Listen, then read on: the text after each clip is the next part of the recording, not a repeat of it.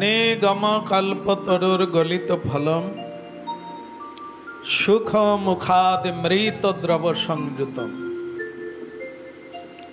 পিবত ভাগবত রসমালয়ম মোহর মোহর রসিক ভুবি ভাবুকা।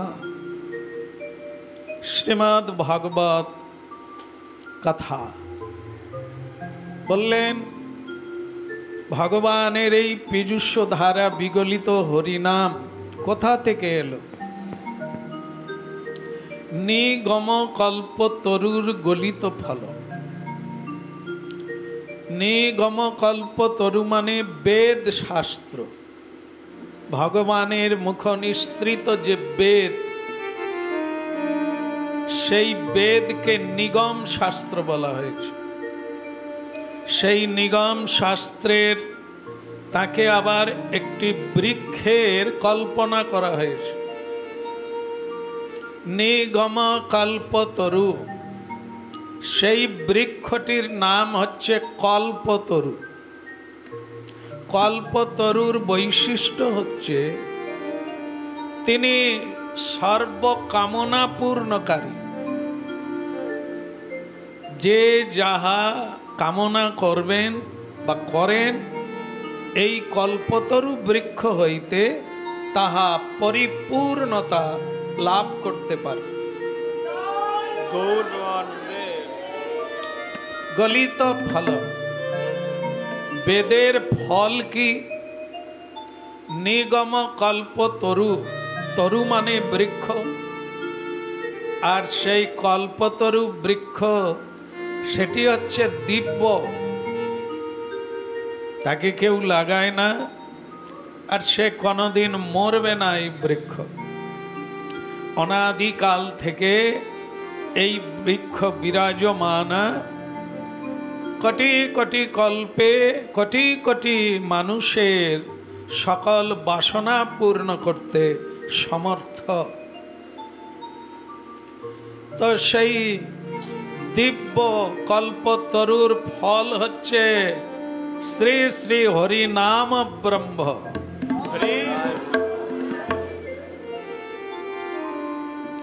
হরি নাম হচ্ছে কল্পতরু।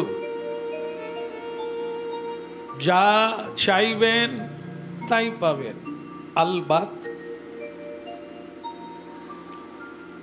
কল্পতরুর কাছে যে যেভাবে প্রার্থনা করবে, যে যথামাং প্রপদ্যন্তে স্তাং স্তৈব ভজাম্যহম। ভগবান বলছেন, আমার কাছে যে যেভাবে চাইবে আমি তার সেভাবেই বাঞ্ছা পূর্ণ করে থাকি।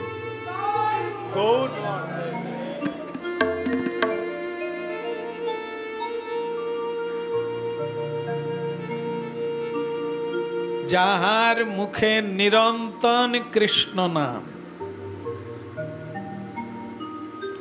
তাহারে জানিও তুমি বৈষ্ণব প্রধান। যাহারে দেখিয়া মুখে আইসে কৃষ্ণ নাম, তাহারে জানিও তুমি বৈষ্ণব প্রধান। বৈষ্ণব কে? তার লক্ষণ কে? নিরন্তন কৃষ্ণ নাম যাহার বদন। যিনি নিরন্তন এই নাম কল্পতরুর চরণে স্মরণকারী, শয়নে স্বপনে নিশি জাগরণে, যিনি ভগবানকে ছাড়া আর কিছুই জানেন না, নিত্য নাম স্মরণ করেন, এটি হচ্ছে বৈষ্ণবের প্রধান লক্ষণ।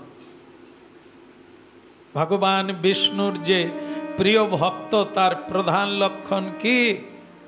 আমি বৈষ্ণব বললে হবে না, সাজলে বৈষ্ণব হয় না। নিরন্তন কৃষ্ণ নাম যাহার বদনে। কিন্তু প্রশ্ন হবে যে সব সময় যদি হরিনাম করব, তাহলে পেটের দায়িত্ব। এই যে এখানে বলছেন না নিরন্তর, মানে কোনো সময় এটা বন্ধ করা যাবে না। শয়নেও হরিনাম করতে বলছে না, জেগে তো করতেই হবে। এরকম যিনি করেন তিনি বৈষ্ণব। আগে আসলে আমার মনে মনে ইচ্ছে ছিল আমি বৈষ্ণব, যে যখন ডাকবে চলে যাও। হ্যাঁ, তো এখন এই কথা শোনার পরে মনে হলো যে আর ওই কথা মনেও ভাবা যাবে না, কারণ আমি তো নিরন্তর কৃষ্ণ নাম করতে পারি না। কেন? আমরা সংসারী জীব, এই নিরন্তন কথা শুনলে চিরন্তনের মতো বলে দেব যে তবে পরে হবে, এখন না। কারণ এখন আমি তো সবসময় হরিনাম করতে পারবো না, আমার সংসার আছে, দায়িত্ব আছে, অগ্নি সাক্ষী করে সংসার করেছি, তো সেটা কি ফালতু? তার দেখভাল করতে হবে, সে দায়িত্ব আমার মাথায় আছে। আমরা এরকম গম্ভীর দায়িত্বশীল মানুষ। কিন্তু ভগবান বলছেন যে মনে করো তুমি খুব দায়িত্ব মাথায় নিয়ে বাজারে যাচ্ছ, তো বাজারে আর যাওয়া হলো না, মাঝ রাস্তায় তোমার ছুটি করে দেওয়া হলো। এবার তোমার দায়িত্ব কি থাকলো? এই রকম আমরা দায়িত্বশীল মানুষ আর মূঢ়চেতা মানুষ এরকম, আমরা এরকম কথা বলি যার কোনো মূল্যই হয় না। আমরা এরকম বলি কিন্তু আমরা তা পালন করতে পারি না।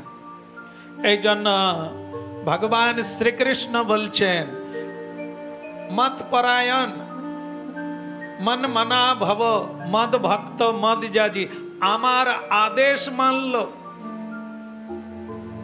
এ সংসার আমার, আমি বানিয়েছি। সংসারের গোড়া আছে উপর দিকে। হরি হরি বল। সংসারের গোড়া কোন দিকে বললেন? এটা কি করে হলো? এই চাল ছাদ টাদ কি সব নিচের দিকে আছে? আমাদের মাথা কোন দিকে আছে? উপর দিকে আছে। আপনারা তো নিজের মাথা দেখতেই পাচ্ছেন না, কি করে বললেন উপর দিকে আছে? তাহলে যদি দেখতে হয় কোথায়, আপনাদের যদি পুকুর পাড়ে পাঠিয়ে দিই, আপনারা কি দেখবেন? মাথা কোন দিকে? এখনই বললেন উপর দিকে। ঠিকই, আপনি কেউ কারো মাথা দেখতে পাবেন না যে মাথা সব উপর দিকে আছে। পুকুর পাড়ে গেলে দেখতে পাবেন যে আমাদের সব মাথা নিচের দিকে হয়ে গেছে। তো ভগবান বললেন বেটা ওটাই সত্য। হ্যাঁ, এই সংসারের গোড়া উপর দিকে, এ আজব সংসার আজব বৃক্ষ, আর এর ডগা সব নিচের দিকে। এর শাখা প্রশাখা সংসার, আর সংসারে বৃক্ষের ফল হচ্ছে কারা? মানুষ, জীব জন্তু, নানা রকম প্রজাতির যে সৃষ্ট জীব ভগবানের, এগুলি হচ্ছে ওই সংসার বৃক্ষের ফল। এর আবার চমৎকারিতা আছে। এই জগতের ফলের গাছ থেকে ফল পাড়লে পড়ে না এমনিতে পড়ে? পাগলে পড়বে। তার আগে তো কি গাছের ফলের কথা বলছেন যে না পাগলে পড়বে না? নাম বলুন। হ্যাঁ, বটবৃক্ষ না পাগলে পড়ে না। যে কোনো গাছের ফল না পাগলেও পড়ে যায়। কখন? ঝড় হলে, পোকা লেগে গেলে, পাখি খেয়ে ঠক্কর মারলে, যে কোনো সময় পড়ে যেতে পারে। আমরা যদি সংসার বৃক্ষের ফল হই, আমরা পাগলে পড়বো না? যে কোনো সময় পড়তে পারে। পাগলে মানে চুল পাগলে পড়বে। হায় ঠাকুমা, প্রেম সে বলো। এটাই হচ্ছে তাজ্জব ব্যাপার। আমরা তবু কিরকম অহংকার করি যে আরে কি বলছো, আমি এই করব সেই করব, হ্যান করেগা ত্যান করেগা, যেন মনে হয় আমার একটা কাছে গ্যারেন্টি কার্ড আছে যে এত বছর পরে তারপর কিছু হলে হবে তাও আমার ইচ্ছা। আমাদের এরকম একটা ভ্রান্তি বিলাস জানা আছে। এই জন্য আমরা ঈশ্বর ভজন, হরিপরায়ণ, ধর্মপরায়ণ, কৃষ্ণপরায়ণ আর সত্য কথা বলা, সাবধানতা অবলম্বন করি না। কারণ কি, এখন তো খাওয়া দাওয়া করব, এই যেমন খুশি উপভোগ করব, যেন মনে হয় কোনো ব্যাপার নয়। এখন যাওয়ারও কোনো ব্যাপার না, কিছু ঘটে যাওয়ারও। এরকম মূর্খদের কোনো কাজই হয় না, মাঝখান থেকে ছেড়ে দিয়ে চলে। কতজনে তো মায়ের গর্ভেই চলে গেল, ফল ভেতরে পচে গেল। মানুষেরও হয়, বৃক্ষেরও হয়। কাঁচা বেলা ঝরে গেল কত ফল। এই কল্প বৃক্ষের ফল হরিনাম, সংসার বৃক্ষের ফল জীব জগৎ। কল্পতরু নিগম কল্পতরুর গলিত ফলম। তাই জীব কখন পড়ে যাবে বৃক্ষ থেকে জানে না। বৃক্ষের তলায় কি আছে? নর্দমা আছে, নর্দমা, ময়লা দুর্গন্ধযুক্ত জল আছে, নোংরা আছে। ফল যদি পড়ে যায় কোথায় পড়বে?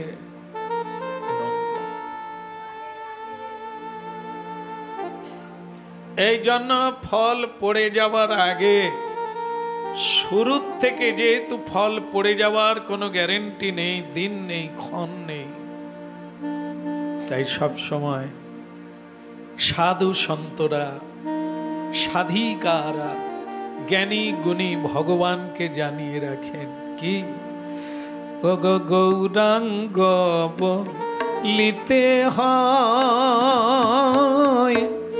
পুলক শরীর, গৌরাঙ্গ বলিতে হয় পুলক শরীর,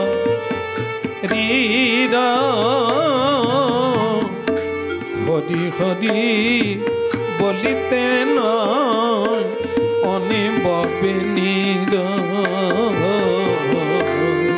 হরি হরি বলিতে নয়।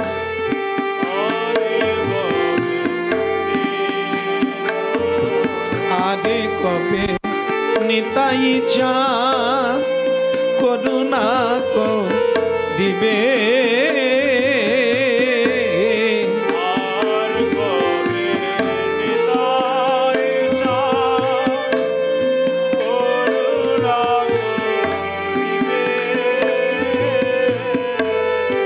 আর কবে নিতাই চা করুণা করিবে, আর কবে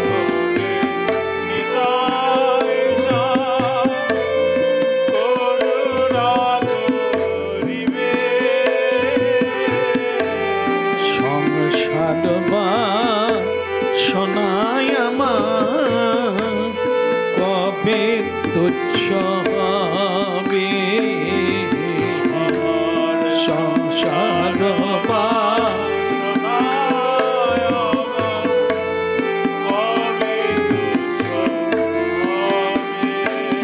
বিষয় ছাড়ি যা কবে শুদ্ধ হবে বিষয় ছাড়িয়া কবে শুদ্ধ হবে কবে হামখিত বসে মধুর বৃন্দাবন, কবে হাম হের বসে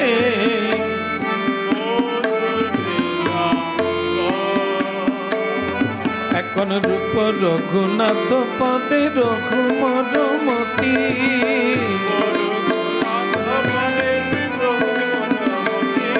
ওই রূপ রঘুনাথ পদে রঘুমরমতি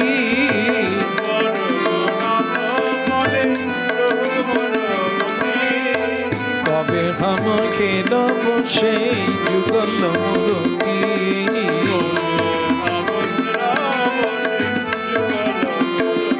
বলে কবে আমাকে দেব সেই যুগল মূরতি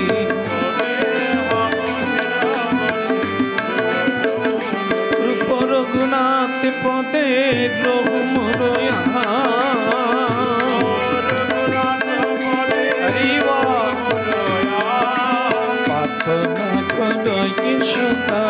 নরোত্তম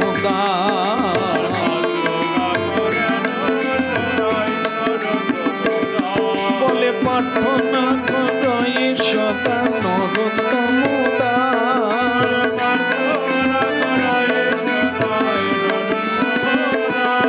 আমি জানাইলা আমি ওই চরণে জানাইলা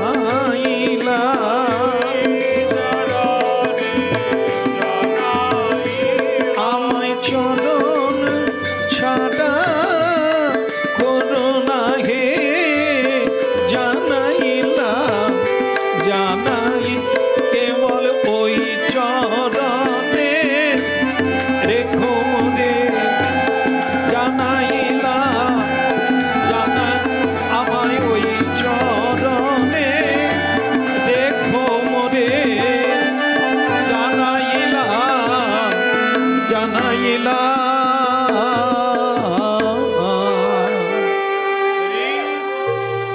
হরি বল হরে কৃষ্ণ হরে কৃষ্ণ কৃষ্ণ কৃষ্ণ হরে হরে হরে রাম হরে রাম রাম রাম হরে হরে নিতাই গৌর প্রণাম। সংসার বৃক্ষে সকলেই আমরা ফল রূপে ঝুলে আছি, মোটায় লেগে আছি।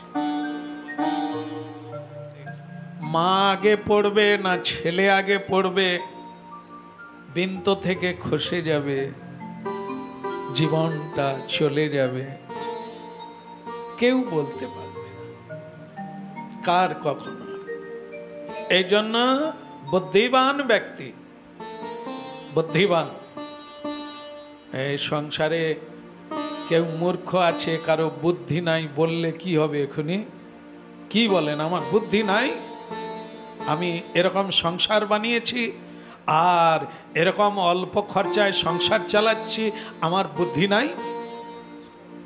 কিন্তু এখানে বুদ্ধিমান তাকেই বলা হচ্ছে যিনি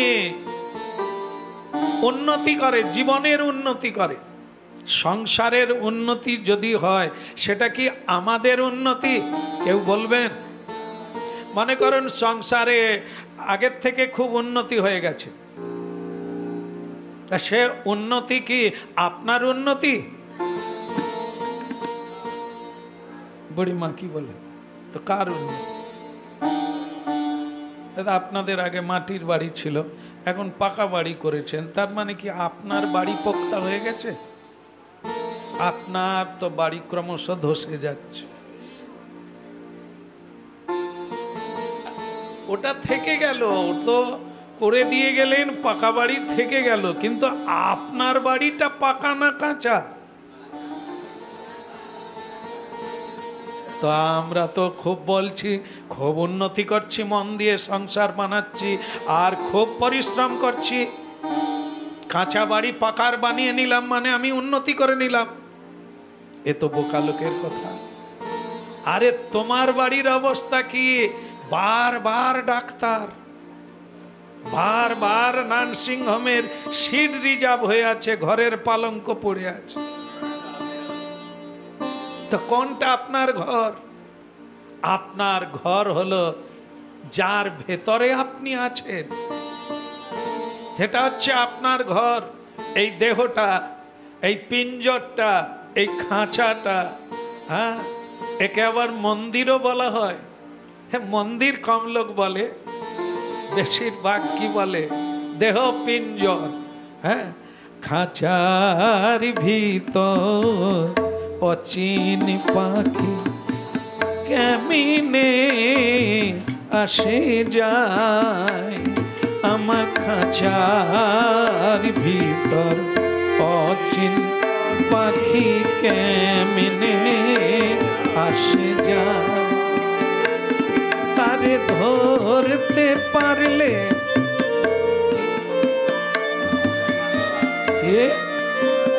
মানে আমার মনে নাই, আপনি মনে করে দিলেন। সব মাস্টার বসে আছে। আমি যে গানটা ধরেছি আমি না জেনে ধরেছি, বলে ওনার মনে নাই, বলে দিই। আমি জানতে চাই তাকে যে বাঁধা হবে কি দিয়ে। দড়ি তো বললেন, কিসের দড়ি? এটাই তো মুশকিল। হাত তুলুন, কার কার মন আছে? আছে? মন নাই নাকি? হাত তুলতে পারেন? এখন হাত তুলছে না, বলে কোথায় পেঁচে ফেলে দেবে। কিন্তু জানি আমি আপনাদের সকলেরই মন আছে, কিন্তু তত্ত্বের দিক দিয়ে বলছে কারুরই মন নাই। কেন? যখন পড়াশুনো করেন তখন মাস্টার মশাই কি বলছে? মন দিয়ে। তা মন কোথায় দিলেন? পড়াশুনোই দিলেন তো। হ্যাঁ, তারপরে কি হলো? খোকা বড় হয়ে গেল, এইবার একটা সার্ভিস পেয়ে গেল, অফিসের বস বলছে মন দিয়ে কর্ম করো, তোমার বহু কাজে ভুল হচ্ছে, মন দিয়ে। তাহলে মন কবার দেওয়া হলো? দুবার হলো। এইবার বাবা বলছে যাক তুমি অনেক বড় হয়েছো, রোজগার করতে পেরেছো, এবার তোমার একটা সংসার বানিয়ে দেব। কি বাস, এবার ট্যাঁ করে তো সানাই বাজলো। ওই সময়টা ভালো লাগছিল। তারপর খালি একঘেয়ামি কথা। স্ত্রী বলে এবার যা করেছো করেছো, একটু মন দিয়ে সংসার করো।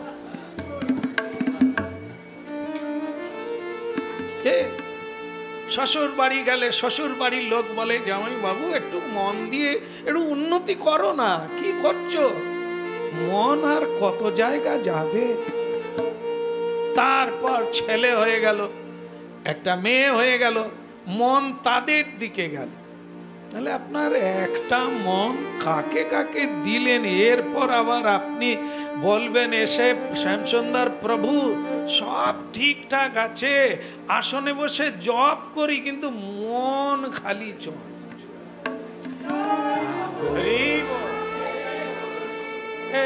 এইগুলো যদি কাউকে বলি তার লজ্জা হবে না, কষ্ট হবে না?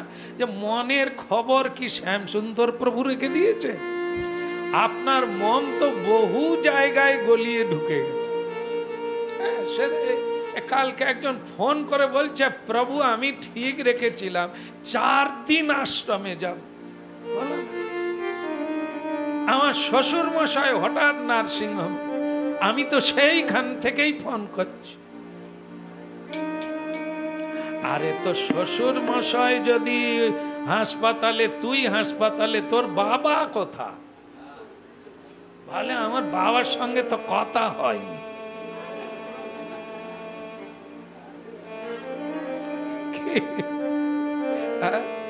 তো এখন আচ্ছা ঠিক আছে, শ্বশুর সুস্থ হলে চলে আয়। কি আমি তাকে ফোন করেছি, পরিচিত তো, কি রে তুই এলিনি, তোর কিছু হয় না? না আমার শালি হাসপাতাল। এরা নিজের সংসার সামালতে পারে না, শালির শালি, শালার শালা, এত দূর পর্যন্ত হাত বাড়িয়ে দিয়েছে। কত বড় পরোপকারী। অথচ নিজের মনের অবস্থা কি? পাখি শুধু বেরোয় বেরোয় করছে, সে পাখি তো বাঁধা নাই। কি দিয়ে বাঁধতে হবে বলা ছিল? মনোবেড়ি, মন কথা, একবার শালি হাসপাতালে, একবার ছেলে হাসপাতালে, একবার পুত্র হাসপাতালে, একবার কন্যা হাসপাতালে, একবার স্ত্রী হাসপাতালে। মন ওই পাখিকে মন বেড়ি দিয়ে বাঁধবে না হাসপাতালে শ্বশুরকে বাঁধবে? নিতাই গৌর হরি। তো এই জন্য গীতায় বলছেন আপনাদেরকে ভোগী বলা যায় কিন্তু যোগী বলা যাবে না। ঈশ্বর থেকে বিচ্যুতি। কিন্তু আপনি খুব দৌড়াচ্ছেন, যেখানে দৌড়ানোর জন্য আপনাকে দুটো পা দেওয়া হয়েছে। পশু বানায় না বিধাতা, চান্স দিয়েছেন, মানে সুযোগ দিয়েছেন। দুটো পায়ে প্রদব্রজে গুরুগৃহে যাবে নিতাই। গুরুগৃহ মানে কি? আচার্য। আচার্য মানে কি? পথপ্রদর্শক। পথপ্রদর্শক মানে নিজের বাড়ির পথ দেখাবে। যিনি শান্তির পথ দেখাবে তার নাম শ্রী গুরু, তার নাম শ্রী আচার্যদেব। যিনি নিজে আচরণ করে শিষ্য পরিজনদের শিক্ষা দান করে নিজের বাড়ি শ্রীকৃষ্ণ চরণার বৃন্দে ফিরিয়ে দেওয়ার চেষ্টা করে।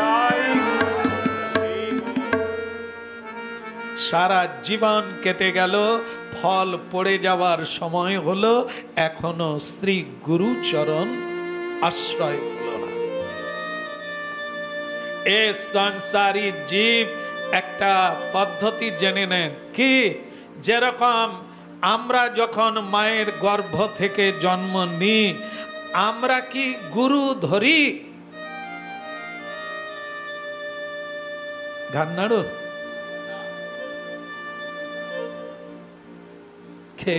খিদে লেগেছে, গুরু কথা, খাওয়াটা শিখবো কোথা? শিখে কেউ? ওই শিশু অবস্থায় শুধু মায়ের স্তনমণ্ডল ধরিয়ে দিলেই সে টানতে শুরু করে। এটা শিখলো কোথায়? আমরা তো সবকিছু লেখাপড়া শিখি, গুরু ধরে অনেক কিছু কর্ম শিখি, আদব কায়দা শিখি, কিন্তু ওই শিশু জন্মের পরেই মায়ের স্তনদুগ্ধ পান করছেন, কিন্তু সে শিখলো কোথায়? কে তার গুরু? মা ধরিয়ে দিতে পারে, মুখে দিতে পারে, কিন্তু টানাটা টেনে খেতে হবে, চুষে খেতে হবে, এটা সে শিখলো কোথার থেকে? কি বললে? গুরুই তো হলো না। এটা বলছে এ সকল প্রাণী এরকম। কেন না? এটা হচ্ছে পূর্ব স্বভাব। যে পূর্ব জন্মে আমরা এরকম বারবার জন্ম নিয়েছি, বারবার মায়ের দুগ্ধ পান করেছি। এগুলো শিখাতে হয় না, আরো অনেক কিছু শিখাতে হয় না, স্বভাবেই প্রাপ্ত হয়ে গিয়েছে। আর বলা যায় সংসারের আদব কায়দা, সব চালাকি আর বুজরুকি এসব শিখাতে হয় না। সংসারে আসা মাত্র যা দেখছে আর যা বুঝছে ওটারই নাম সংসার। কিন্তু দুর্ভাগ্যের বিষয়, ভুলে গিয়েছি আপনার বাড়ি, ভুলে গিয়েছি নিজের স্বভাব, ভুলে গিয়েছি নিজের মানে কি বলবো প্রতিবিম্ব স্বরূপ, ভুলে গিয়েছি আমি কে তাহাও ভুলে গিয়েছি, ঠিকানা তো আগেই নাই। এটাকে জানতে গেলে আবার নূতন করে গুরু পদাশ্রয় নিতে হয়, তবে গিয়ে তিনি আমাদের জানিয়ে দেবেন আমি কে, আমার কি করা উচিত, যাহা করিতেছি ইহাই কি আমার কর্ম না অন্য কিছু আছে। কেমন? এই জন্য শ্রী ভগবানের এই অমৃত কথার মধ্য দিয়ে এরকম এক নূতনত্ব কথা আমরা শুনে নি যে এত কিছু জানতে হবে। কারণ আমরা সব কিছু না শিখেই করতে পারি। যেমন বিয়ের পরে কি করবে, বিয়ে তো সকলেই দিয়ে দেয়, কি করবে কিভাবে চলবে কেউ শিখায়? ও যেন সব জানা। একটা অন্ধকে 10 টাকা দিলুম, সে তো এরকম এরকম করে বলছে, প্রভু 10 টাকা দিলে, আরে সর্বনাশ, চোখে দেখতে পায় না, ধরে নিল 10 টাকা দিলাম। আরে তুই লেখাপড়া শিখিস না, 10 টাকা বলে পয়সা করি গনতে কি লেখাপড়া শিখতে হবে? কি করে জানে মানুষ? এ যেন স্বভাবজাত প্রবৃত্তি, সংসার করবি না এইটা বুঝাতে বহু কষ্ট লাগে। সংসার করবে এটা তার সহজাত প্রবৃত্তি। নোংরা খাবে এটি তার সহজাত প্রবৃত্তি, না বলে না কোনো সন্তান। কিন্তু তাদেরকে অভ্যাস করাতে হয়, প্রসাদ পাওয়ার অভ্যাস করো, সাত্বিক আহারের অভ্যাস করো, সত্য গুণের অধিকারী হওয়ার চেষ্টা করো, প্রণাম করো, তুলসী পরিক্রমা করো, প্রতিদিন হাতে তালি দিয়ে কীর্তন করো, বাড়িতে গীতা ভাগবত পাঠ করো, সাধুর সঙ্গ করো, আর নিতাই গৌর হরি বল। তাহলে আমরা ফিরে যাবার জন্য, স্বভাবকে যদি ফিরতে চাই, একটাই পথ, হরের নামইব কেবল।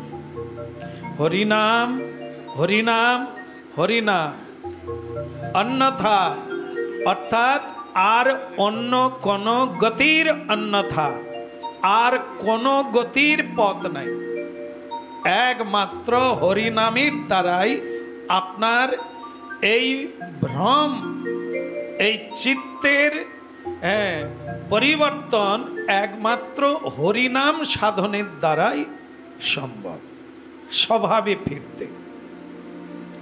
আচ্ছা, তাহলে পরিষ্কার হলো, আমরা সংসার বৃক্ষের ফল প্রার্থনা জানিয়ে রাখতে হবে, পড়ে যেতেই হবে, পড়তেই হবে।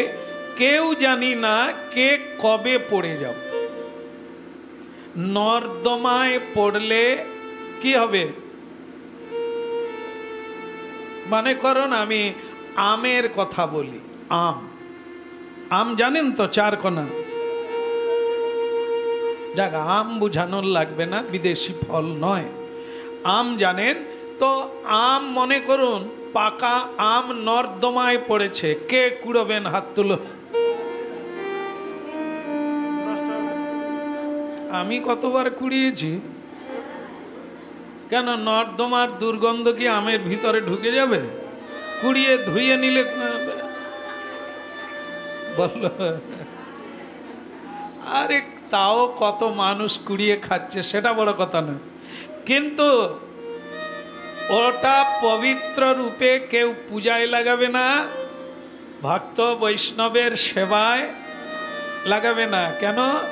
নোংরায় পড়ে গেছে না, এই জন্য ও তো পড়ে গেছে। আচ্ছা, মনে করুন কিছু ফল মানে এমনিতে পড়লো, ভালো জায়গায় পড়লো, ওটার কি হবে? ওটা সবাই খাবে, কিন্তু আমাদের শাস্ত্রে বলা হয়েছে মাটিতে পড়ে যাওয়া ফুলও নেবে না, ফলও নেবে না। হ্যাঁ হ্যাঁ, আবার আসবেন তো।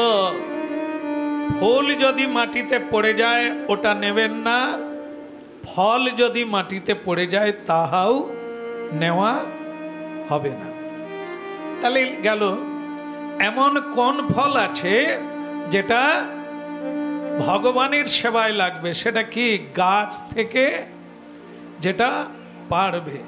কোন সাধু যদি গাছের ফল পেড়ে আবার ধৌত করে, আমিনা করে, আর চন্দন দিয়ে, তুলসী দিয়ে ভগবানকে নিবেদন করে মন্ত্রের দ্বারা, তখন গিয়ে সেটি গোবিন্দ।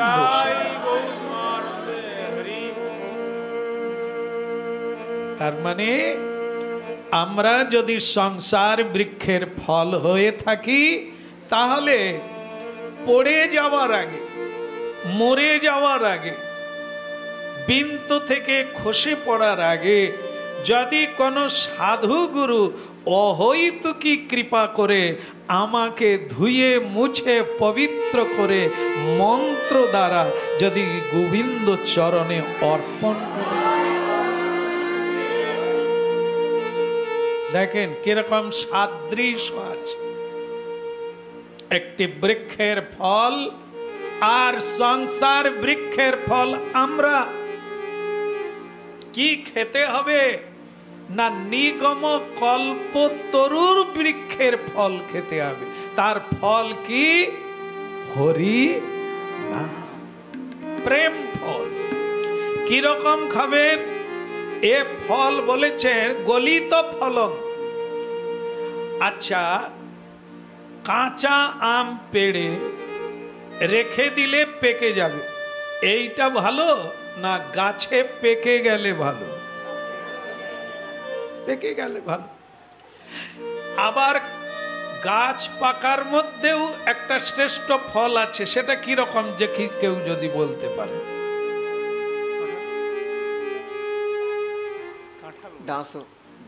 হ্যাঁ, কি বলতে চাচ্ছ বলো না রে। আরে ডাঁসা পিয়ারা যাকে বলে, ডাঁসা পিয়ারা যাকে বলে, বা এর একটা আইডিয়া খারাপ না, বল ডাঁসা পিয়ারা।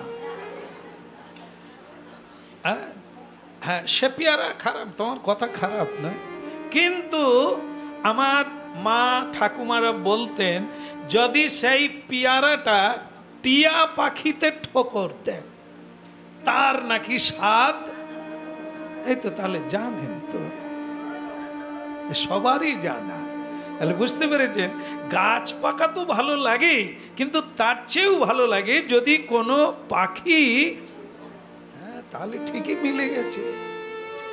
সুখ মুখাদ মৃত দ্রব সংযুত। এদিকে কান্দা, বলো রাধে রাধে। এই নিগম কল্পতরু গলিত ফল, এই হরিনামটা কিরকম? সুপক্ক ফল, কল্পতরুর সুপক্ক ফল।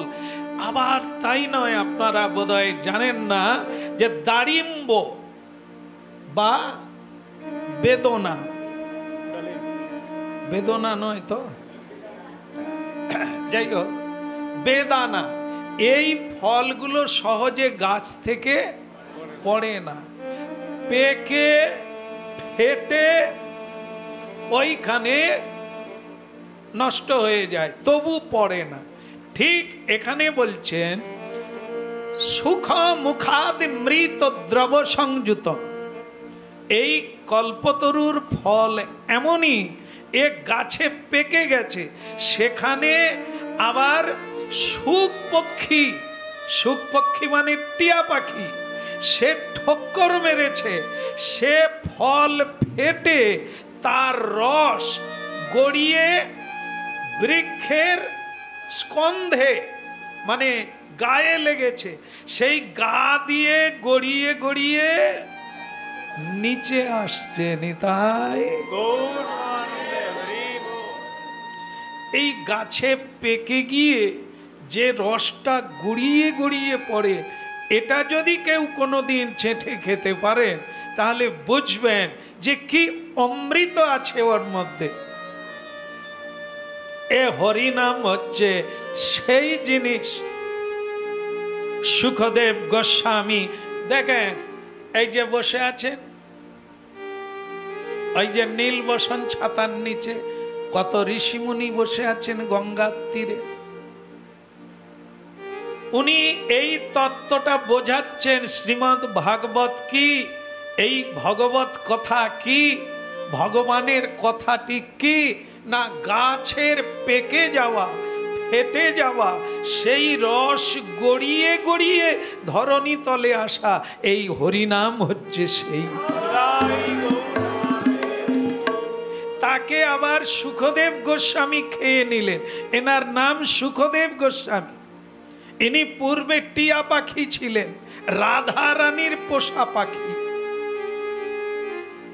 শিব ঠাকুরের বদন থেকে হরিনাম শুনেছিলেন এই ভাগবত কথা।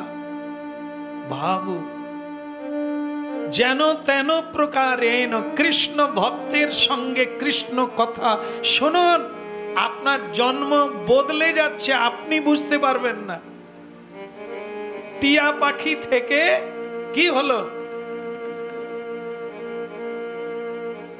আর আমরা তো অত ছোট ছিলাম না, খুব উঁচু ঘরে জন্ম ছিল। এখন আমরা কি পাখি? কোকতুল পাখি, শালিক পাখি। খালি ঝগড়া করি আর বৃষ্টিতে ভিজে।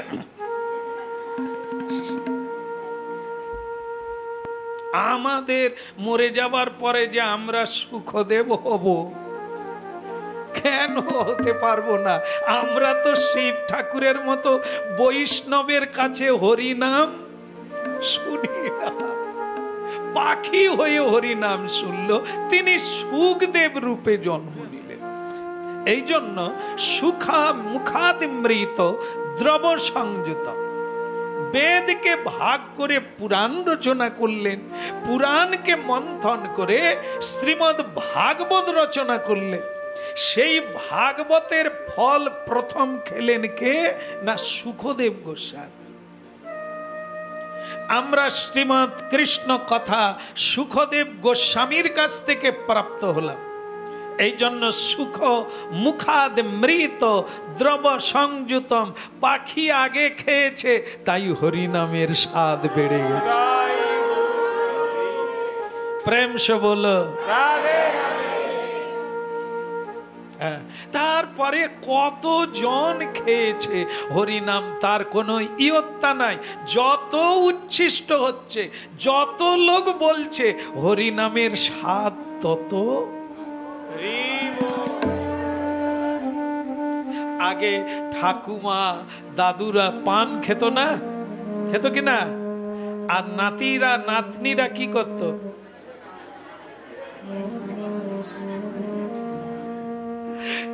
পান সাজিয়ে দিলে খাওয়া যায়, কিন্তু তার স্বাদ আছে, তার চাইতেও স্বাদ কোনটা? যেটা ঠাকুমা চিবোচ্ছে, ওইটা যদি কেউ খায় কোনোদিন, তাহলে সে বুঝতে পারবে পানের স্বাদ কিসে আছে। যত চর্বিত হবে, সেই চর্বিত চর্বণের স্বাদ বেড়ে যায়। হরিনাম সেই আদি থেকে বলতে বলতে, তার কাছ থেকে শুনে এই আজ পর্যন্ত আমি আপনাদের কাছে হরি কথা বলছি, কিন্তু আমি পেলাম কোথার থেকে? আমার গুরুদেবের কাছ থেকে শুনেছি। তাহলে এঠো হয়েছে। এখন আমি খাচ্ছি, আবার আপনাকে খাওয়াচ্ছি, আপনাদের খাওয়ানো হচ্ছে, আপনারা আবার খেয়ে গিয়ে ঘরে বলবেন আজ এই কথা হয়েছে। তার মানে কি, এঠো হতে হতে আমরা একরকম করে বললাম, আপনারা আবার ঘরে গিয়ে খেতে খেতে জানো সে কি কথা, টিয়া পাখি সুখদেব হয়ে গেছে। তাই এই যে আমরা বললাম একরকম, আপনারা শুনে গিয়ে আরো নতুন রকম করে বললে, বদলে গেল না স্বাদ? তাই এইরকমই এই হরিনাম যত বলা হবে আর যত শুনবেন, আপনারা আবার যাকে বলবেন ও আরো সুস্বাদু হয়ে যাবে।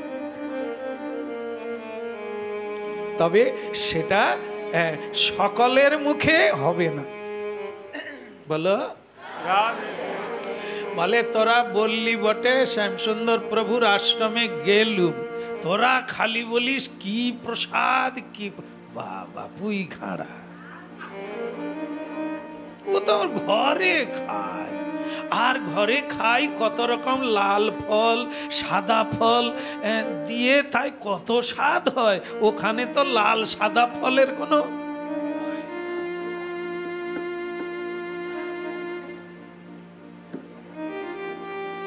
তার মানে কি, এই ফলের আস্বাদ ওরা নিতে পারবে না। সুখদেব গোস্বামীর কাছে বসে আছেন কারা? কৃষ্ণ কথা শুনছেন কারা? যারা ঋষি মুনি, সংসার বিভাগী, যারা সংসারের দিকে ফিরে তাকায় না, এরা তারা। হ্যাঁ গীতা বাবা, ও গীতা বাবা, আপনি একটু বসুন না। হ্যাঁ আসুন, কাজ সেরে আসুন না। বলো রাধে রাধে, প্রেম সে বলো রাধে রাধে। আচ্ছা দেখেন, আপনাদের দেখা যাচ্ছে, দেখছেন এইটা কোথায় আছে বলুন তো? তমলুকে, ডিমারিতে, কলকাতায়, কোন জায়গায় আছে? এই দৃশ্যটা কি? আমাদের দৃশ্য দেখানো হয়েছে গীতার মাধ্যমে। এই যে গীতা, হ্যাঁ, গীতার মাধ্যমে দেখানো হয়েছে পুনরপি জনমং পুনরপি মনোরং পুনরপি জননী জঠরে শয়ন। দেখে নেন, এই দৃশ্যটা দেখে রাখেন। আমাদেরকে এরকমই হতে হবে। এই হামাগুড়ি দেওয়ার পরে কিরকম দেখুন, ওই নাচছে, ওই বল খেলছে, তারপর ঠেলাঠেলি করছে, হ্যাঁ ওই ধান কাটছে, তারপরে মাঝখানে যিনি কোমরে হাত দিয়ে, দেখেছেন তো, মেরে ফেলবো, মানে বলছে কোনো পরোয়া করব না। নাম হচ্ছে পাথেয়। পাথেয় মানে পথের সম্বল। এই পথের সম্বল হচ্ছে এই বাণী। অস্ত্র দিয়ে যা কাটা যায়, তার চাইতেও বড় অস্ত্র হচ্ছে বাণী। এই বাণীরই নাম হচ্ছে বিদ্যা, এই বাণীরই নাম হচ্ছে ব্রহ্ম, এই বাণীরই নাম হচ্ছে কৃষ্ণ। এই আপনারা বসে আছেন, প্রাকৃতিক দুর্যোগকে উপেক্ষা করে এখানে এসেছেন ওই একটার জন্য, বাণী শোনার জন্য। মুক্তি প্রাপ্ত হবেন এই বাণী শুনে, পথ খুঁজে পাবেন এই বাণী শুনে, পাথেও জোগাড় করবেন এই বাণী শুনে। এ ছাড়া অন্যথা আর কোনো গতি নাই, কোনো পথ নাই। এই জন্য শ্রবণে মনোযোগ, শ্রবণে শ্রদ্ধা, শ্রবণে যত্নবান হতে হবে। কেবল নিয়মিত শোনার জন্য শোনা না, জানার জন্য শোনা, বোঝার জন্য শুনতে হবে। কি বলছে, কি দেখছি আমরা, মিলাতে হবে। হ্যাঁ, যাই হোক, ভক্তগণ এতগুলি গ্রন্থ দান করলেন। এই এতগুলি গ্রন্থ একটা মানুষ উদ্ধার হবে না। একটা গ্রন্থ যতদিন না ছিঁড়ে যাবে, নষ্ট হবে, ততদিন মানে বোমের মতো কাজ করবে, আগুনের মতো কাজ করবে। অনেককে আমাদের কিছু ভক্ত আছেন যেচে যেচে গ্রন্থ দিচ্ছেন।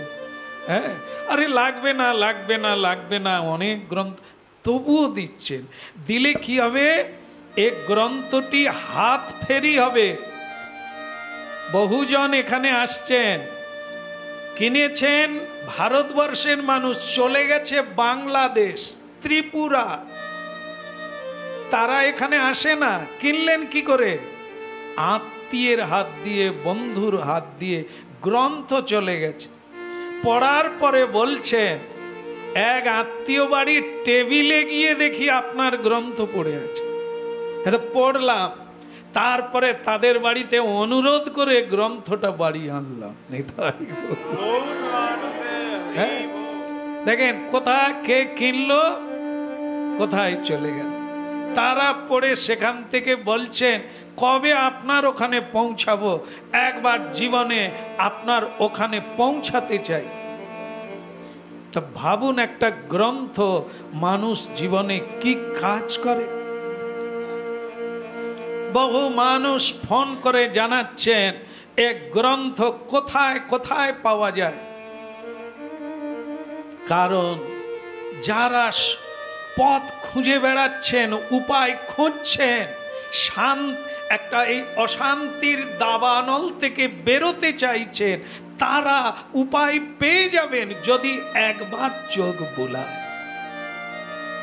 যা তার অনেক দিনে হয়নি, একবার কোনো একটি ভক্তি গ্রন্থ যদি দেখেন, এখানকার গ্রন্থ বলে নয়, ভগবানের যে কোনো গ্রন্থ যে কোনো জায়গা থেকে কেউ যদি পড়ে, পঠন পাঠন করে, তাহলে তার জীবন যে পরিবর্তন হবে আর ঈশ্বরের কৃপা পাবে, এতে কোনো সন্দেহ নাই, কোনো সন্দেহ নেই। আজ বিকালে আমি একটু বেরিয়ে পড়েছিলাম, আমি একটা টোটোয় উঠে পড়েছি, তমলুকের দিকে যাচ্ছিলাম। সে টোটোয় আগের থেকে একজন মা বসেছিলেন, তারপর আবার একজন লোক উঠল, তা যাচ্ছি, মহিলাটি খালি মুখের দিকে তাকায়, কিছুই বলে না, কথাও কয় না যে আপনাকে চিনি বা তাও কিছু বলে না।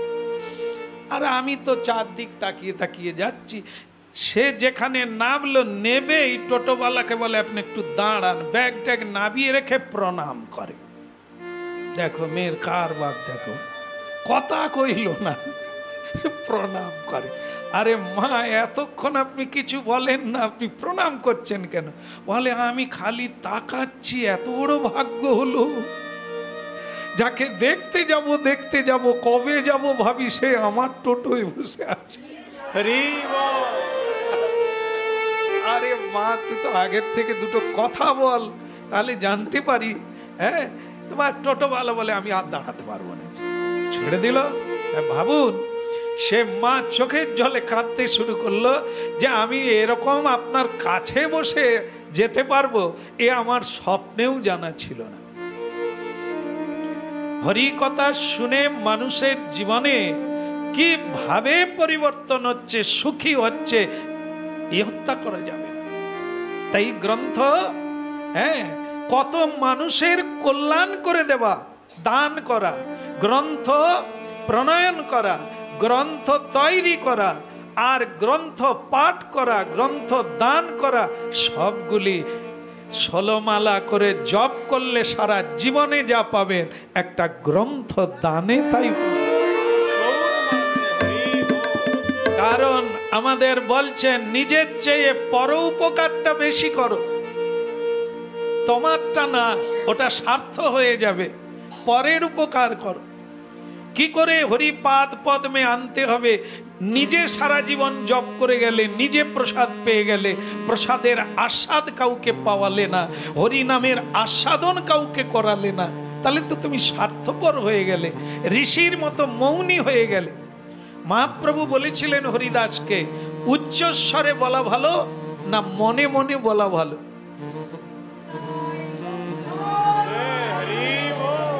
হ্যাঁ, বুঝে নিয়েছেন আপনারা। মনে মনে বললে নিজের হবে, আর কারো হবে না। আর যদি উচ্চস্বরে বলেন, নিতাই গৌর হরে কৃষ্ণা, তাহলে এই হরিনাম আকাশ বাতাস মুখরিত হবে। এইখানেই যদি আমি ঝিমিয়ে পড়ি, আপনাদের হরিধ্বনিতে চমকে উঠব, এটাও লাভ হবে। মহাপ্রভু বলেছিলেন, হরিদাস তুমি ঠিকই বলেছ, যারা বলতে পারে তারা তো বলবেই, যারা বলতে পারে না, এই নাম শুনে তারাও উদ্ধার হবে। যদি না হবে, তাহলে বৃক্ষ লতা আদি কি করে তারা কৃষ্ণ ভক্ত হচ্ছে?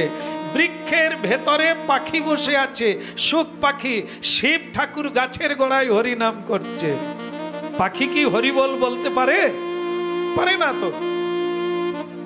কিন্তু মানুষ হরি নাম করছে, পাখি শুনে নিল, আর তার ভাগবত কথা শোনা, ভাগবতীর কৃপা হয়ে গেল। পরবর্তীকালে তিনি ব্যাসদেবের পুত্র রূপে জন্ম নিলেন, এক পরম বৈষ্ণব চূড়ামণি।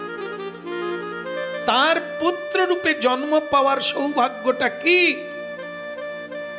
আমরা যদি ভক্তিমতী মা পাই, ভক্তি প্রবর বাবা পাই, আমাদের ফেসিলিটি কি, লাভটা কি?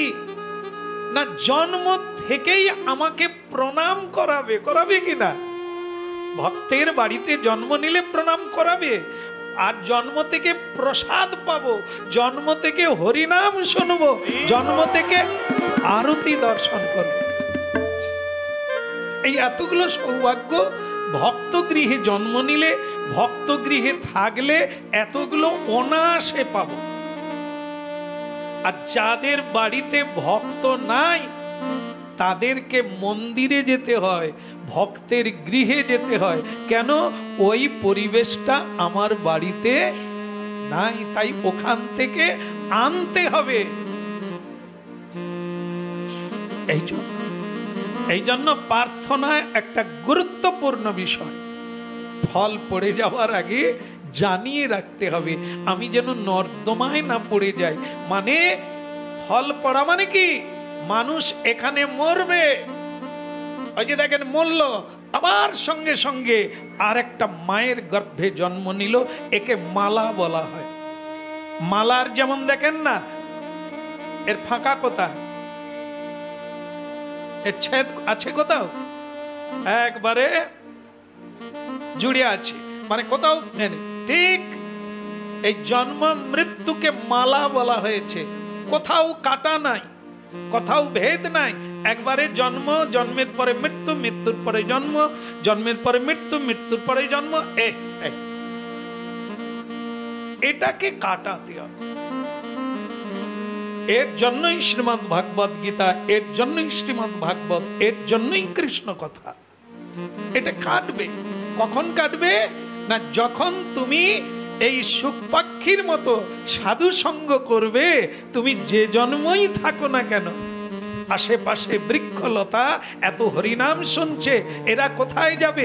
এরা পরের বারে মানব জন্ম পেয়ে। এ বাণী আমাদের না, এ বাণী তার। আমাদেরও তাই। কেন? আমরা বিশ্বাসী। আগের জন্মে আমি নিশ্চয়ই হরিনাম করতাম, নিশ্চয়ই হরিভক্তের সঙ্গে ছিলাম, না হলে এতখানি আপনাদের চরণে আসা যেত না। আমরা একসঙ্গে স্কুলে পড়েছি, আজ তাদের সঙ্গে দেখা হয়, চির দুঃখী হয়ে আছে, আঘাতে যন্ত্রণায় জর্জরিত। দেখা হলেই বলে একসঙ্গে পড়লাম, তোমার পদ আলাদা হলো, আমাদের পদ আলাদা। কেন? জন্ম জন্মান্তর তোমাদের ওই রকমই চাওয়া ছিল, ওটাই ভালো লাগছিল। কোনোদিন প্রসাদে রুচি হয়নি, কোনোদিন হরিনামে ডাকলেও সাড়া দাওনি, দিলেও তোমরা নাওনি, বললেও তোমরা শোনো নাই। তোমার গতির পরিবর্তন কেউ। এবারে আমি যদি সারা জীবনটাকে এইভাবে কাটাতে পারি, তাহলে কি থাকবে? আমার তো প্রার্থনা থাকলো, আবার যদি জন্ম পাই যেন তোমার গুণগান গাই। প্রার্থনা করো সদা নরোত্তমদা, জানিয়ে যেতে হবে আমি কি চাই। এটা ভেতরেও যিনি আছেন জানবেন, বাইরেও যিনি আছেন তিনি জানবেন। সকলেই জানবে আমার আশাটা কি, আমার প্রার্থনাটা কি। দেখবেন আপনি সেরকমই সুযোগগুলো প্রাপ্ত হবে। ভেতর থেকে যা চাইছেন আপনি সেগুলোই সুযোগ পেয়ে যাবেন। এগুলো মিলাতে হবে। তাই যাই হোক, তাহলে কথা প্রসঙ্গ আসলো কি, যে এই সংসার থেকে এই স্বভাবকে পরিবর্তন করতে গেলে তাহলে কি চাই? সাধু সঙ্গ চাই, কৃষ্ণ কথা চাই। যত বেশি করে শুনবো তত স্বভাবের পরিবর্তন করতে পারবে। হ্যাঁ, বৈকুণ্ঠপতি ভগবান বিষ্ণু কি। এক রাজার ছেলে বেয়াদি করছে, বেয়াদপি করছে। এই যেরকম আমাদের ঘরে হয়, এই যে কার ছেলে, আমাদের বাড়ির ছেলে বলে মনে হয় না। কি দুষ্টু, কি বদমাইশ, কি অপগুণের মধ্যে। হায় হায় হায় হায়, এ বাড়িতে এরকম কেউ ছিল না, এত দুষ্টামি নোংরামি কোথা থেকে ঢুকলো? তার মানে ও তো আগামী জন্মে আপনার জন্মে ছিল না, ও তো অন্য জায়গা থেকে এখানে ঢুকে গেছে, তাই তার স্বভাবটা আলাদা। প্রেম সে বলো। এখানে আমরা যত ভক্তরা আছি প্রত্যেকের ভাব আলাদা, স্বভাব আলাদা, গুণ আলাদা, চাওয়া আলাদা, পাওয়া আলাদা। কেন? ভিন্ন ভিন্ন কর্মের দ্বারা আমরা ভিন্ন ভিন্ন মতাদর্শী। সুখ দুঃখ একই রকম নয়, সকলে এক জায়গায় থাকলেও একই রকম নয়। যার যেমন চাওয়া পাওয়া কর্ম, সেই রকমই তার স্বভাব থাকে।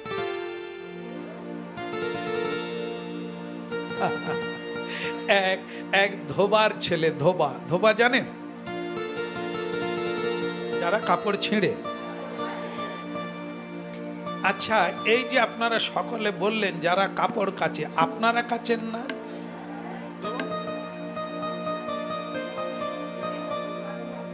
আপনারাও তো কাপড় কাচেন, তাহলে আপনারাও ধোয়া? সকলে ধোবা নাকি? ধোবি একটা জাত আছে, তাই না? ধোবি, হ্যাঁ, ওদের একটা জাতি আছে। তো সেই তখন ওই আমাদের আগে হতো না, যে মারা গেলে ওরা ধুয়ে দেয় ইত্যাদি করে এসব।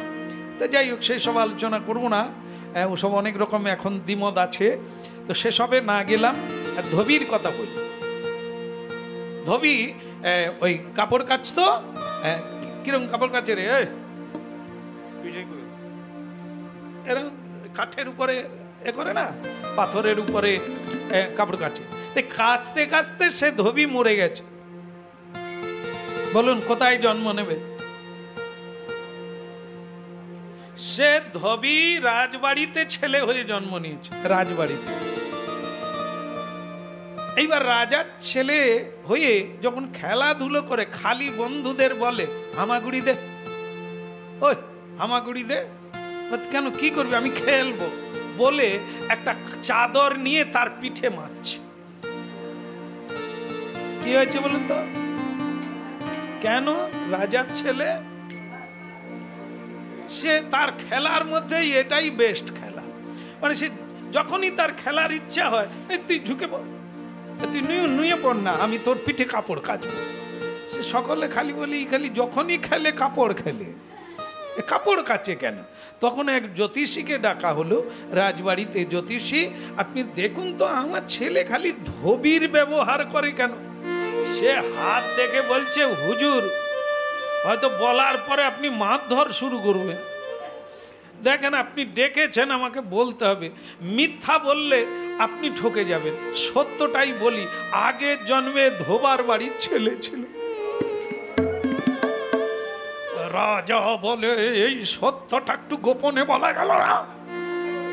সকলে কি জানলো? আমার ছেলে আগের জন্মে হতভাগা, পয়সা দেবো না, তোকে জেলে ঢুকিয়ে দেবো।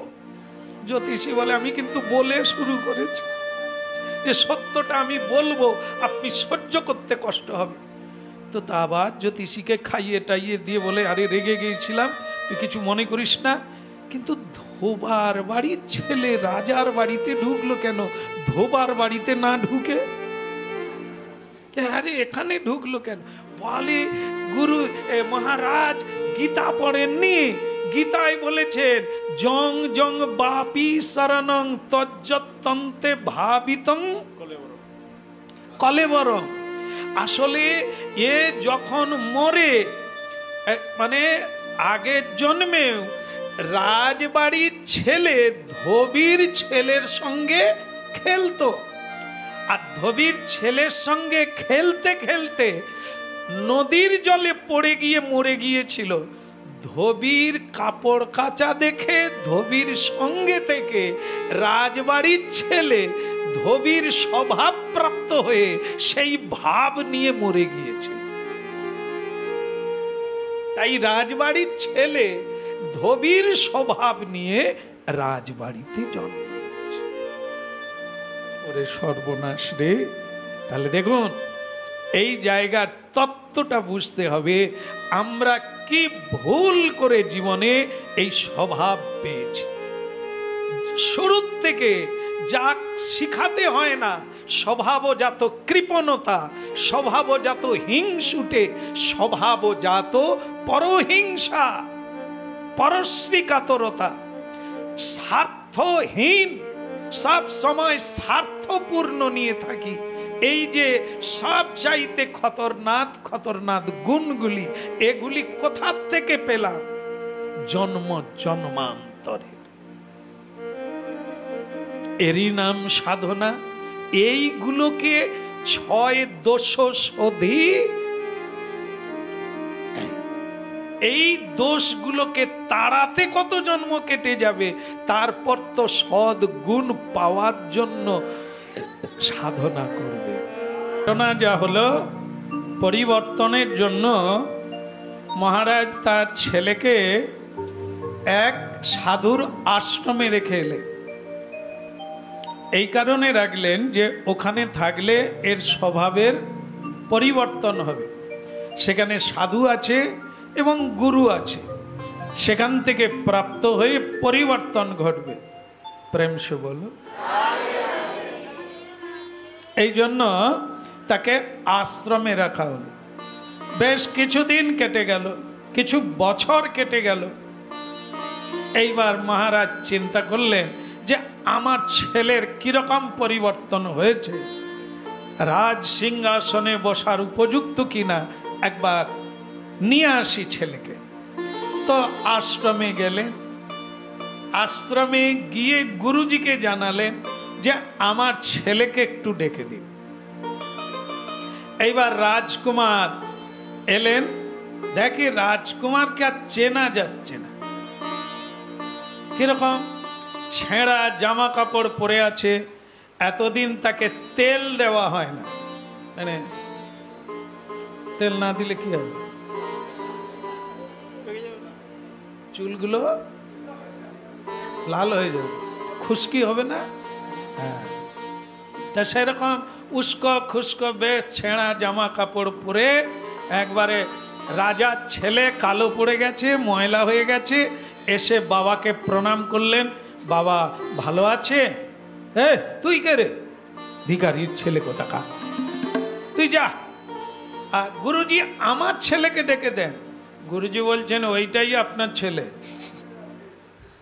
আরে কি মুশকিল, আপনাকে আমি এত পয়সা পাঠাচ্ছি, আমি রাজা লোক, আপনি কি সাজিয়ে রেখেছে?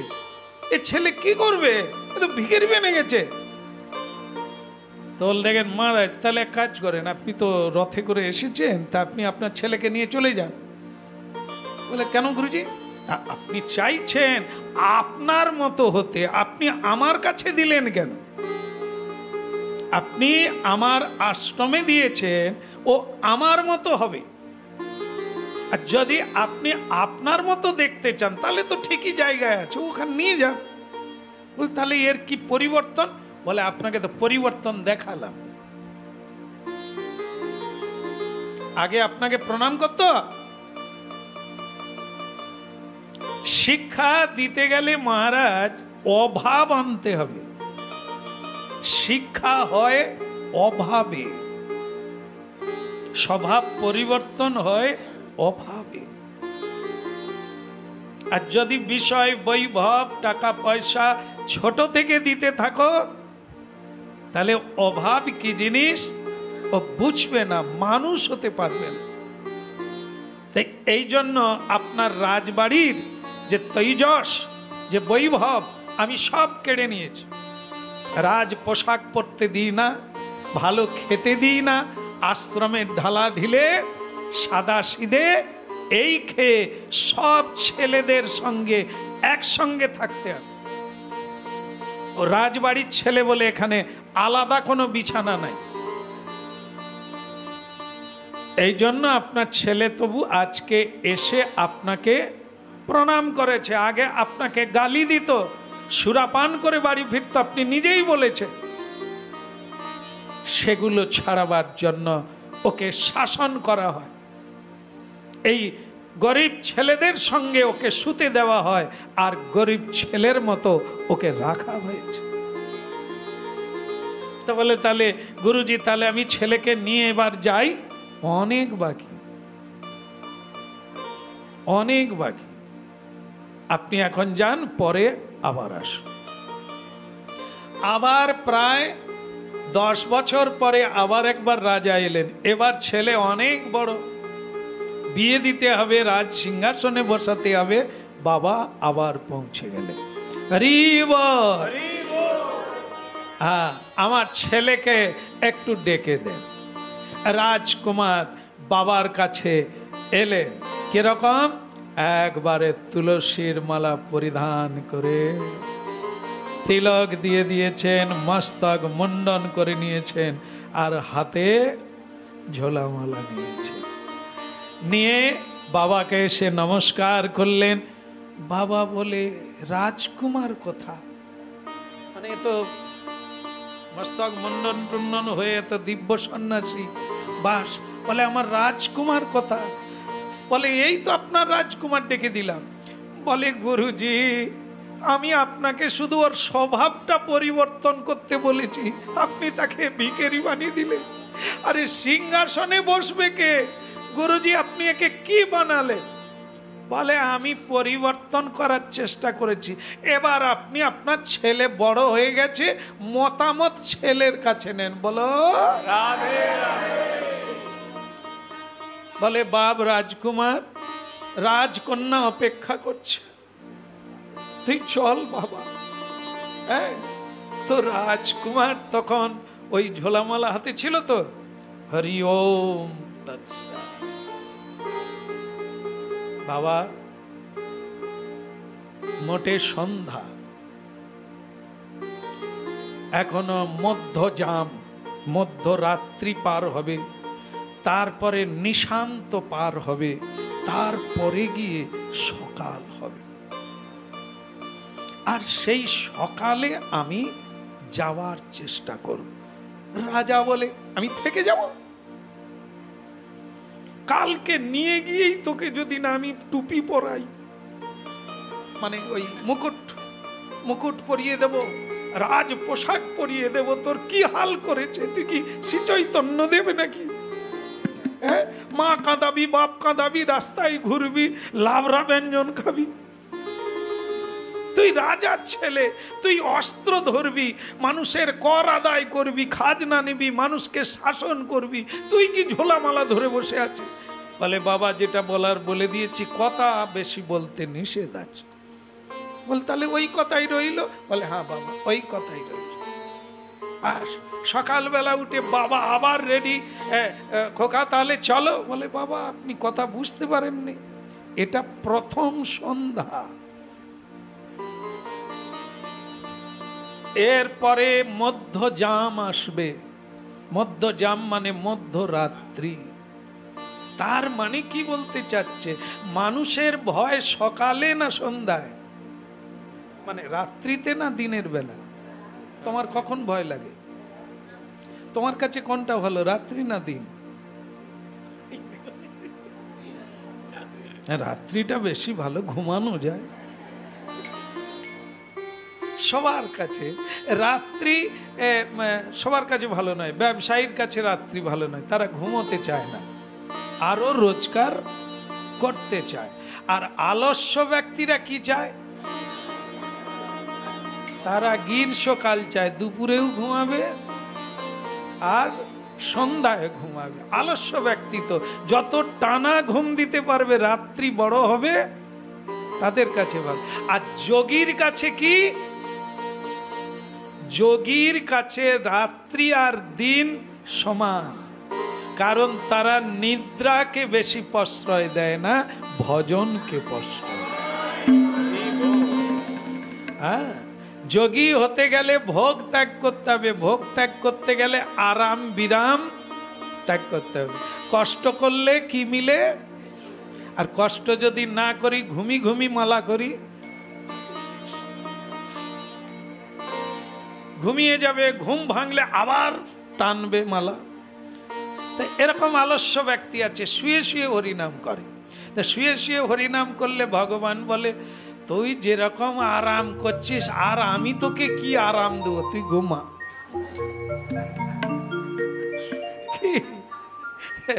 আমার ফুল তোলা নাই, তুলসী তোলা নাই, আমার ঘর মুছা নাই, আমার ভোগ রান্না করার তোর তদবির নাই, তুই ঘুমিয়ে মালা করবি শুয়ে শুয়ে, তোর ভাগ্যে প্রসাদও জুটবে না।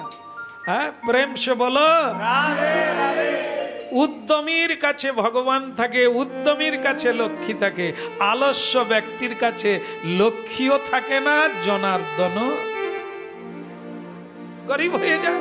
আলস্য ব্যক্তি আর সুনাম অর্জন করতে পারে না, কারণ অলস ব্যক্তি জীবনে উন্নতি আনতে পারে না। এই জন্য এখানে কি হলো, হরিনামের ঝোলা নিয়ে সকালবেলা বললেন, পিতাজি আমি আপনাকে বলছি প্রথম সন্ধ্যা আমার জীবনের, আমার ভজনের সন্ধ্যা চলছে। আমি এখনো আধার কাটিয়ে উঠতে পারি না, তা আপনি আমাকে সিংহাসনে বসাবেন, যে কারণে এখানে দিয়ে গেছেন আমি এখনো সেই যোগ্যতা, এই আমার শুরু হয়েছে। তাই আমি বলেছি আপনাকে প্রথম সন্ধ্যা। সন্ধ্যা হচ্ছে কলি, কলি মানে কালো, কালো মানে অন্ধকার। সেই অন্ধকার কাটিয়ে বেরোতে হবে। এরপরে মাঝরাত্রি আসবে, নিশান্ত আসবে। নিশান্তটাকে কেন যোগ দিলেন না, ভোরবেলায় ঘুম, ভোরবেলায় ফেল হয়ে যায়, উঠতে পারলে যোগ, না হলে বিয়োগ। এই জন্য নিশান্ত কাটবে, তারপর প্রাতঃকাল জীবনের সকাল হবে, সব অজ্ঞানতা দূর হয়ে গেল। বলে তাহলে বেটা কতদিন লাগবে? কমসে কম আপনি 12 বছর পরে একবার আসুন, দেখি কতটা এগোতে পারি। তো রাজা তার সন্তানকে ফিরে পাওয়ার জন্য আবার 12 বৎসর পরে এলেন। এবারে এসে বলছে, গুরুজি আমার ছেলে কথা। বলে ডাকা যাবে না। সে কি ডাকা যাবে না কেন? ঘুমোচ্ছে? না, ধ্যানে আছে। বলে তাহলে আমি কি করব? বসুন, ধ্যান ভাঙলে ও নিজের থেকেই আসুন। বলে তাহলে ওর খাওয়া দাওয়া এখন টাইমের ঠিক নেই, ধ্যান এখনো জমে গেছে, কবে ভাঙবে? 2-3 দিন ভাঙে না এক এক সময়, তো সুতরাং আমি ডাকতে পারবো না, ও ধ্যান ভাঙলেই এসে যাবে। এক সময় ধ্যান ভাঙলো, বাবার কাছে এলেন, নমস্কার করলেন, প্রণাম করলেন পিতাজিকে। পিতাজি বললেন, তাহলে তুই যে আমি 12 বছর পরে ডাকলি? তখন পুত্র বললেন, আমি যদি বাড়িতে যাই আপনি আমাকে কোন জায়গায় লাগাবেন? বললেন, বেটা আমার রাজ্যের রাজা হবে তুমি। বলুন একবার রাধে রাধে। রাধে রাধে। ভালো না খারাপ? হ্যাঁ, ভালো নয় বলে। এক মা বাবা যুক্তি করে সেরকম মেয়ে দেখে যাতে শ্বশুর বাড়ির জমি জায়গা সব পায়, বলে ভালো না। আপনার ছেলের বিয়ে দিলে ওইরকমই দেখেই দিবে, সে একটা রাজ্যে থাকবে, আর একটা ছেলে আর একটা রাজ্যে থাকবে, আপনি শুধু 2 রাজ্যে যাতায়াত করবেন। প্রেম সে বলো রাধে রাধে।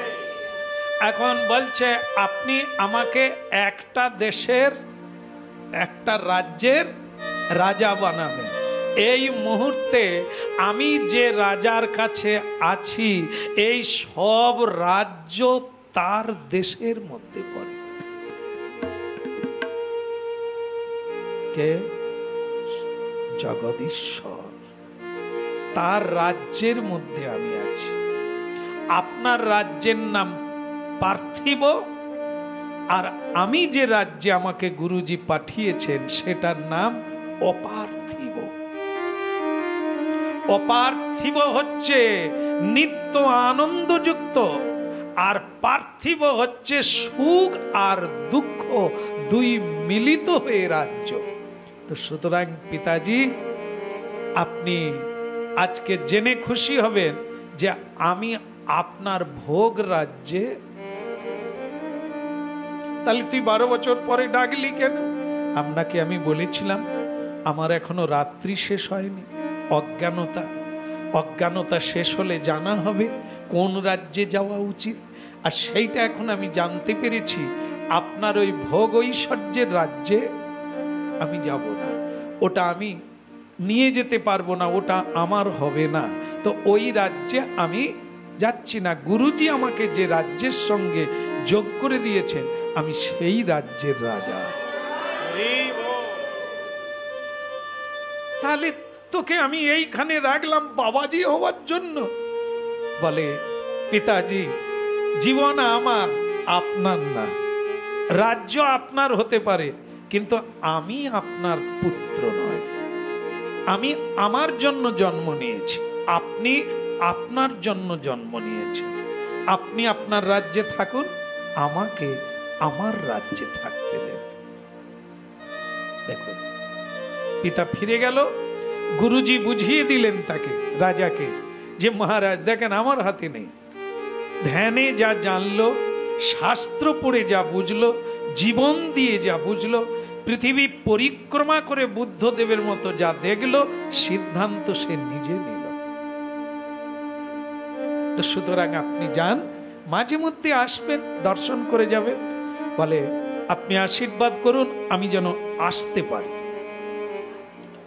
বহুদিন পরে রাজা এলেন,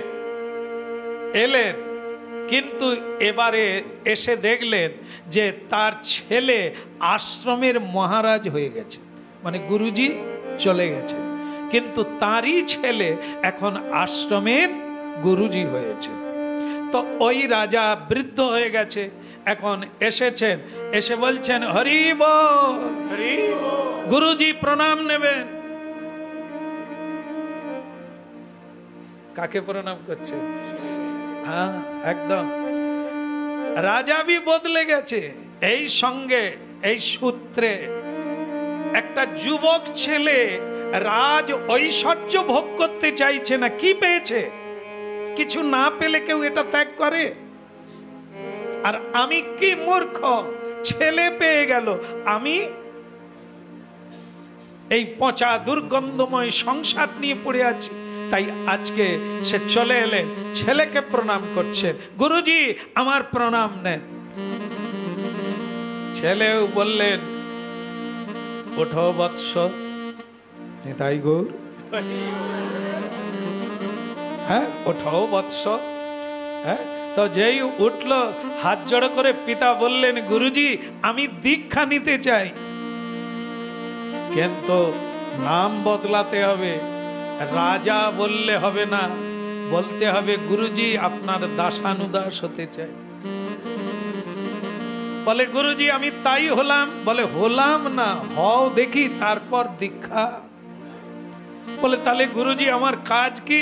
প্রথমেই কাজ হচ্ছে আশ্রম ঝাড়ু দাও।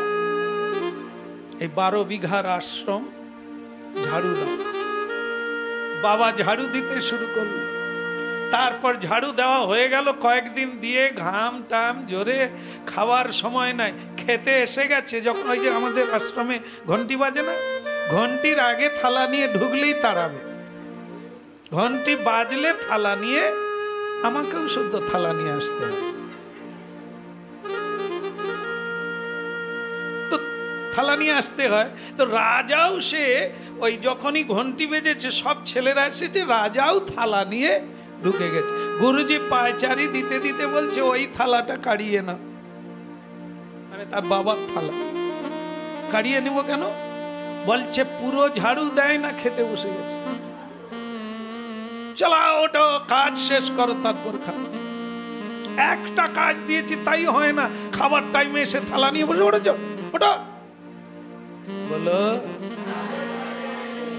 এখন বাবার শুধু একটাই চিন্তা, ছেলেকে একবার ফাঁকে যদি পাই, আমি শুধু জিজ্ঞাসা করবো, তো খোকা তুই কি আমাকে চিনিস নাই? এইটা বলবে। সে খালি ফাঁক খুঁজছে, ফাঁক খুঁজছে। ছেলে কিন্তু এত বড় সাধু, সে বাবার কথা জানতে পেরে গেছে। সে জানতে পেরে গিয়ে এই বাবার সামনে দিয়ে সাইড কেটে যাচ্ছে আর বলে যাচ্ছে, 12 বছরে হয়ে যেত, 24 লাগতে পারে।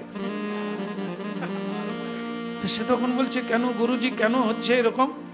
আপনার এখনো বাবা অভিমান যায়নি।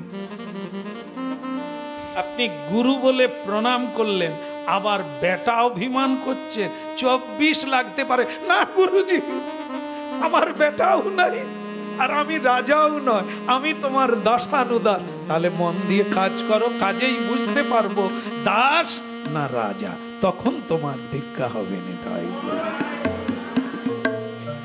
তাহলে এই দৃষ্টান্তের দ্বারা আমাদের জীবন গঠন বোঝা যাবে।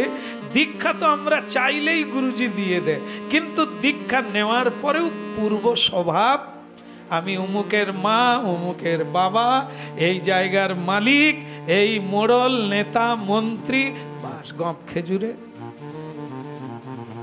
এই জন্য এরকম গুরু হলে তবে তিনি আমাদের পরিবর্তন করিয়ে দেবেন, সব কিছু ভুলিয়ে কৃষ্ণ দাস অভিমান আনিয়ে।